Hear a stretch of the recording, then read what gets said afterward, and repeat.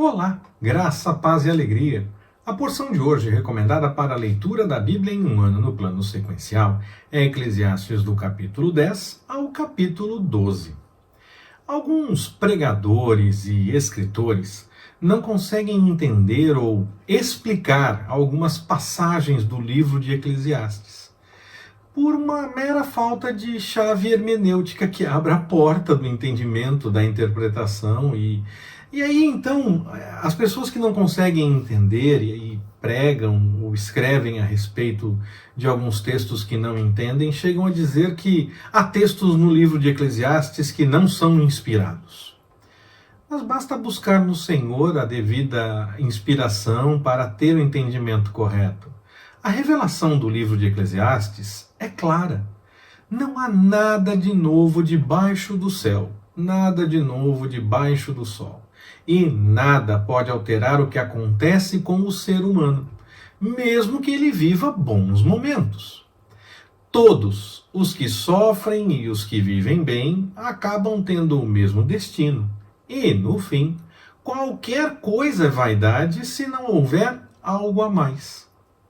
Podemos imaginar que nossas habilidades para o trabalho, a forma como nós fazemos o trabalho, ou o próprio trabalho em si, as nossas pesquisas, os nossos estudos, bens, viagens ou qualquer coisa que venhamos a desfrutar, podem nos garantir que venhamos a ter uma vida satisfatória, plena, que isso traga algum propósito para a vida.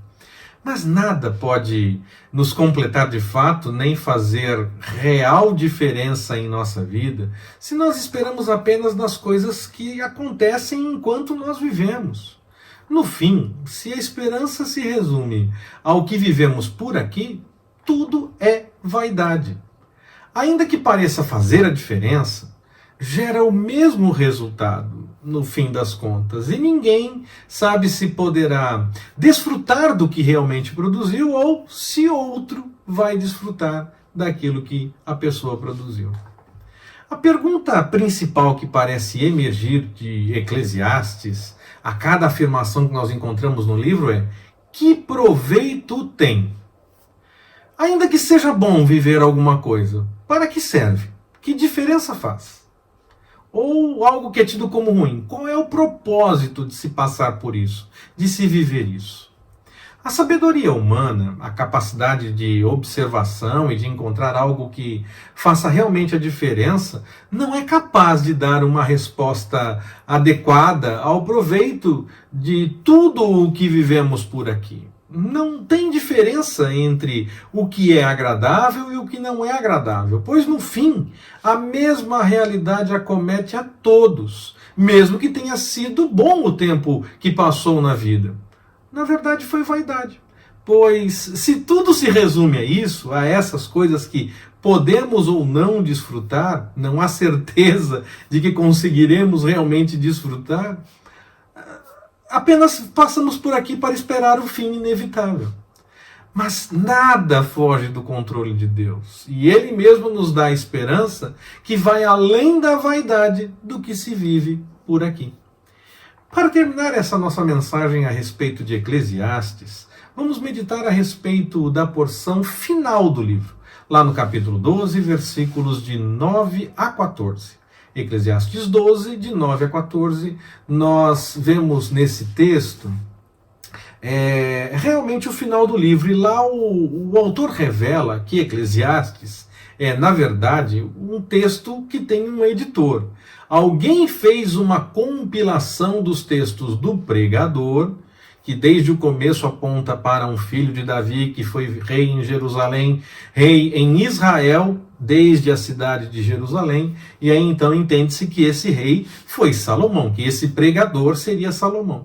Mas o texto de fato tem um editor que não se revela, que não se mostra, não diz quem ele é, porque a evidência que ele quer dar é ao texto e às ideias do pregador. Por isso então, a definição desde o começo que eu fiz, que o texto é de Salomão, porque esse editor se baseou em algo que ele viu do texto de Salomão, do pregador. E ele, de fato, fez o texto, Por isso que no estudo de Eclesiastes pode-se encontrar alguma linguagem diferente, palavras diferentes, de um tempo diferente da época de Salomão, porque o escritor realmente, o que deu forma final ao texto, é de um outro tempo. Mas pode ser de um outro tempo, mas ele se baseou no texto do pregador, que seria Salomão, e não se deu a conhecer a si próprio. Ele queria que a evidência ficasse no texto e a evidência ficasse de autoria para aquele que fez o texto que ele seguiu para criar a compilação que nós temos do texto de Eclesiastes. Então esse pregador, no caso Salomão, teria dado instruções com sabedoria e ajustando muitos provérbios. Isso nos remete sim a Salomão, e esse pregador se preocupou com as palavras para que pudessem atingir o seu objetivo, que ficassem marcadas e gravadas de forma adequada.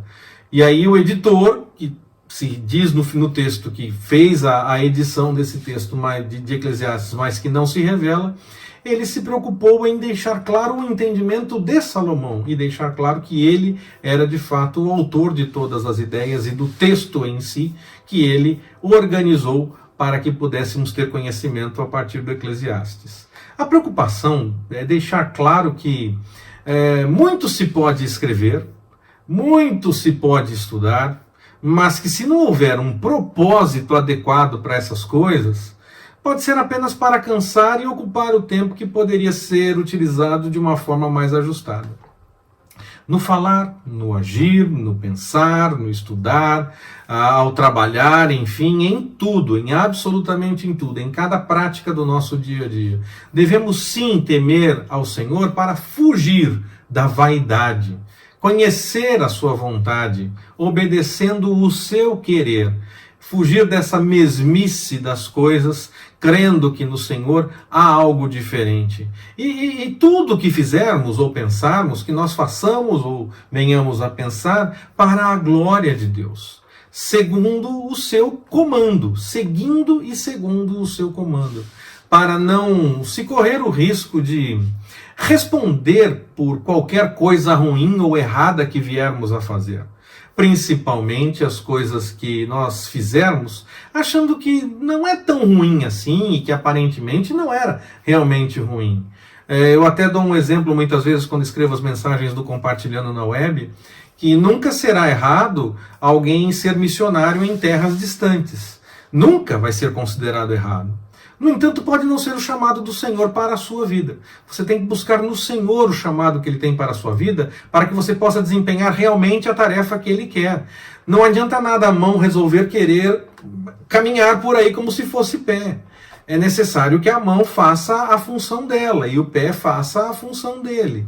Se o Senhor não chamou você para ir para terras distantes como missionário, não será errado você ir, mas não é o seu chamado. Então será errado para você. Não é errado como ação em si, mas será o errado para você, porque você vai estar desempenhando uma tarefa diferente para a qual o Senhor tem um chamado realmente para a sua vida. Então você estará em desobediência se você não fizer exatamente o que o Senhor tem para você. Nós devemos orar e buscar no Senhor aquilo que nós realmente devemos fazer, porque senão nós entramos na vaidade de fazer as coisas que se faz debaixo do sol ou do céu, mesmo que seja até mesmo na obra. Nós podemos fazer coisas que não são o nosso chamado e deixamos de desempenhar aquilo que o Senhor realmente tem para nós. E aí então estamos na tarefa errada, não estamos obedecendo realmente o chamado do Senhor para a nossa vida.